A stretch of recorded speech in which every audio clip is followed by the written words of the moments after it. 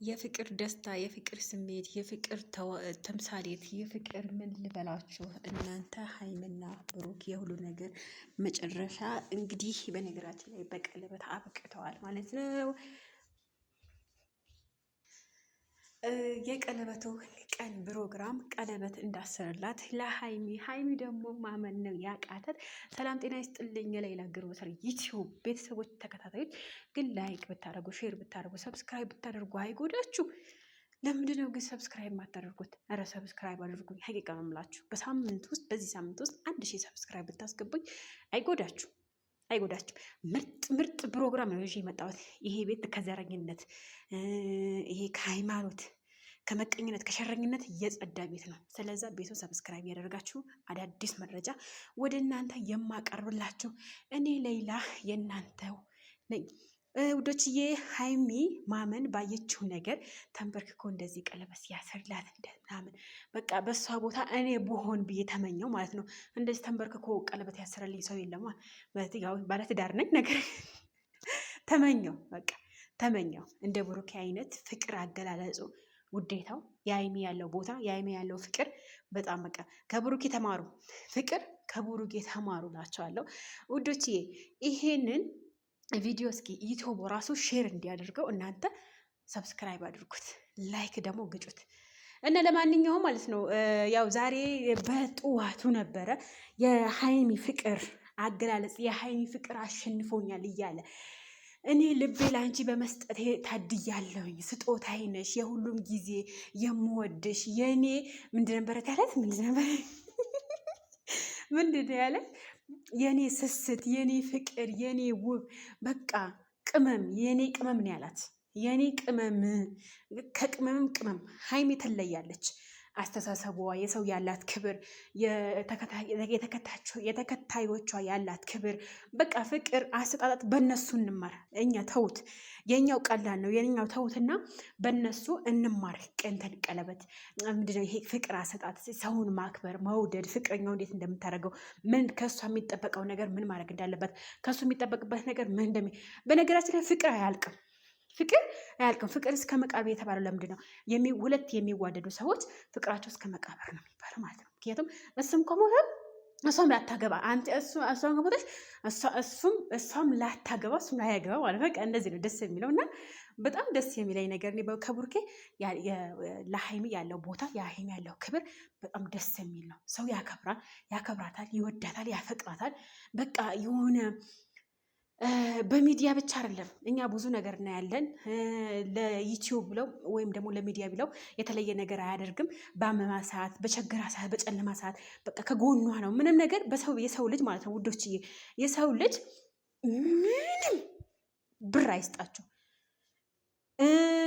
የፈለገው ነገር አይስጣችሁ።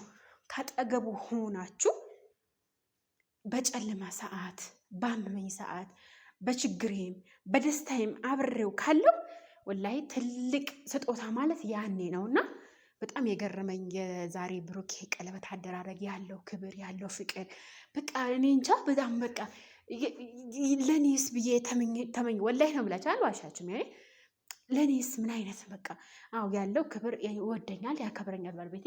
ነገር ግን የሆነ በቃ ደስ የሚል ፍቅር አገላለጽ ያውቅበታል። ሚዲያ ነው ሚዲያ አይደለም አይልም።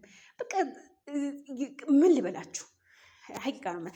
እኔ ወላሂ የሄርሜላና የአብርሽ መጨረሻ ቢያሳዝነኝም በቡሩኬ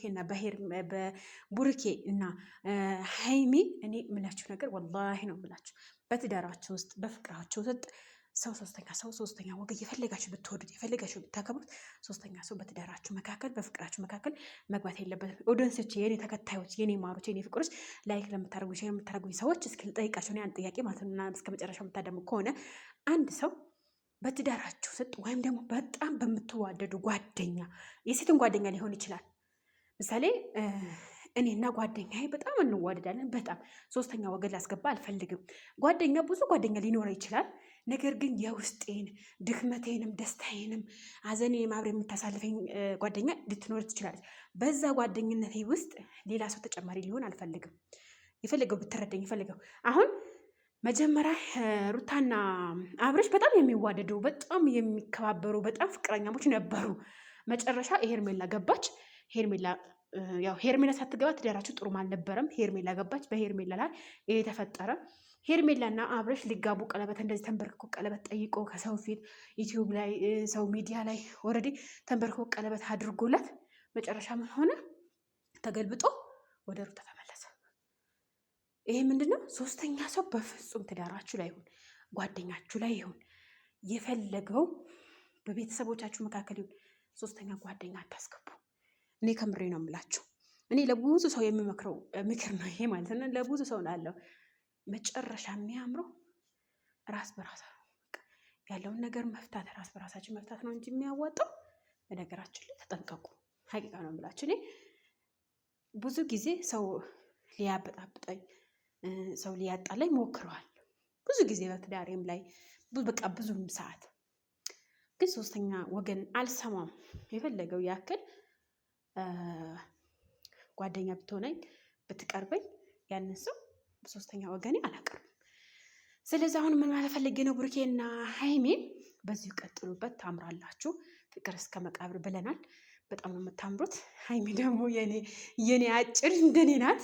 አጭርነቷ እንዴት እንደምወደው በቃ የሆነ ቆንጅዬ ድባብነቷ የሰው ክብርነቷ ምናምን በጣም የምወደው እና በነገራችን ላይ ከዩቲዩብ አድናቂ ወይም ጥንዶች ማን አድናቂ ብትባል አንድ መጀመሪያ ፋኒን ወላሂ ነው የምላቸው። እኔ ውሸት አልወድም። የማደንቀው የምወደው የነበረው መጀመሪያ ላይ ፋኒና ሳምሪ ነበሩ፣ ተለያዩ። ከዛ ጆንና ጃኒ በጣም መወዳቸው ነበሩ፣ እነሱም ተለያዩ። ከዛ አዶናይና ጃኒ በጣም ነበር መወዳቸው፣ ተለያዩ። ከዛ ሄርሜላና አብርሽ በጣም ነበር ማደንቃቸው በጣም እና በአንደኝነት ግን የማደንቀው በሐቂቃ መጀመሪያ የነበረው ጃኒና ጆን ነበር። አልተሳካላቸውም። ምን ለማለት ፈልጌ ነው? በጣም ነው የምወዳቸው፣ በጣም ነው የማደንቃቸው ለማለት ፈልጌ ነው። ኮተቱ ባላበዛው ላይክ፣ ሼር፣ ሰብስክራይብ እያደረጋችሁ እሺ ውዶች፣ የኔ ማሮች